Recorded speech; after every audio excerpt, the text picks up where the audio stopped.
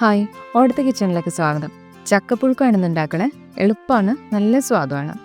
ചക്ക കുരുവും ചവണയൊക്കെ കളഞ്ഞു വെച്ചിട്ടുണ്ട്. നല്ല വലുപ്പമുള്ള ചക്കച്ചോളയാണിത്. ഒരു ബൗള് നിറയെ ഉണ്ട്. ഏകദേശം 400 ഗ്രാം ഉണ്ടാവും. ഇത്രയും ചക്കക്കുരു കൂടി എടുക്കാം. 12 ചക്കക്കുരു കരിന്തൂരി മാത്രം കളഞ്ഞ് നുറുക്കിയെടുക്കണം.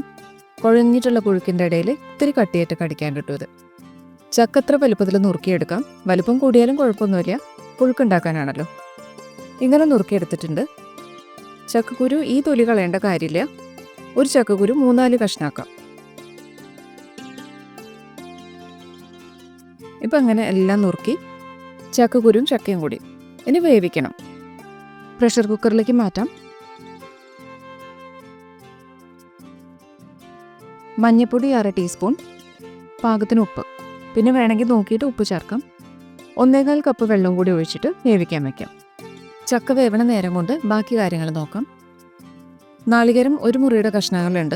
നല്ലോണം മൂത്ത നാളികേരമാണ്.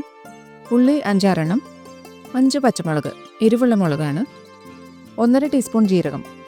ഇനി തരിതരിപ്പായിട്ട് ചതച്ചെടുക്കാം. നാളികേരവും ഉള്ളിയും ജീരകവും പച്ചമുളകും അരയാണ്ട് തരിതരിപ്പായിട്ട് ചതച്ചെടുത്ത് വെച്ചിട്ടുണ്ട്. 2 വിസിൽ വരണ വരെ ചക്ക വേവിക്കാം. ഇപ്പോൾ 2 വിസിലായി. ഓഫ് ചെയ്തിട്ട് ആവി മുഴുവൻ പോയിട്ടെടുക്കാം. ചട്ടിയിലേക്ക് 1/2 ടേബിൾ സ്പൂൺ വെളിച്ചെണ്ണ ചൂടായി. 1 ടീസ്പൂൺ കടുക് ചേർക്കാം. കടുക് മുഴുവൻ പൊട്ടി കഴിയുമ്പോൾ ബാക്കി ഇൻഗ്രീഡിയൻസ് ചേർക്കാം. ഫ്ലെയിം കുറച്ചിട്ട് 4 വറ്റൽമുളക്, 2 തണ്ട് കറിവേപ്പില എല്ലാം കൂടി ഇളക്കി യോജിപ്പിക്കാം. ഇത് വേവിച്ച് വെച്ച ചക്ക ചേർക്കാം. കുക്കറിൽ സ്റ്റീം മുഴുവൻ പോയി കഴിഞ്ഞിട്ടാണ് തുറന്ന്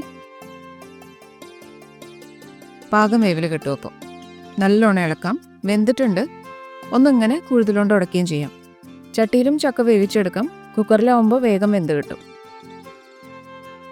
കുറച്ച് പുളിയും ഇത്തിരി മധുരമൊക്കെ വന്ന ചക്കയാണ്. 2-3 ദിവസത്തിൽ നന്നായി പഴുക്കണ ഭാഗമാണ്. നാളികേരം ചതച്ചതും ചേർത്തിട്ട് ഇളക്കാം. ചിലവർ ചതക്കണയിലേക്ക് വെളുത്തുള്ളി ചേർക്കാറുണ്ട്. അതിന് വേറൊരു ഫ്ലേവറാണ്. ഇതിലിപ്പോൾ നമ്മൾ വെളുത്തുള്ളി ചേർത്തിട്ടില്ല. 3-4 മിനിറ്റ് ഇങ്ങനെ ഇളക്കിയിട്ട് ഓഫ് ചെയ്യാം. കടുക് വറുത്തിട്ടതാണെങ്കിലും ഇത്തിരി വെളിച്ചെണ്ണയും കൂടി ഒഴിക്കാം. ഒപ്പം കറിവേപ്പിലയും കൈ കൊണ്ട് ഇങ്ങനെ ചതച്ചിടാം. വേണമെങ്കിൽ മാത്രം ചേർക്കാം, കറിവേപ്പിലയുടെ മണമൊക്കെ ഇഷ്ടമുള്ളവർക്ക്. ഇത് അടച്ചു വെച്ചിട്ട് കുറച്ച് നേരം കഴിഞ്ഞ് തുറക്കുമ്പോൾ നല്ല മണമാണ്. കുറേ കഴിക്കാൻ തോന്നണം മണം. കറിവേപ്പിലയും വെളിച്ചെണ്ണയും ചക്കയും നാളികേരവും ഒക്കെ കൂടി ചേർന്നിട്ടുള്ള പ്രത്യേക മണം. വെന്ത് കുഴഞ്ഞ് പാകമായിട്ടുണ്ട്. ഇനി സെർവിങ് ഡിഷിലേക്ക് മാറ്റാം.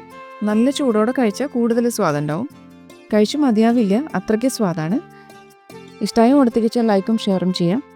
Thank you.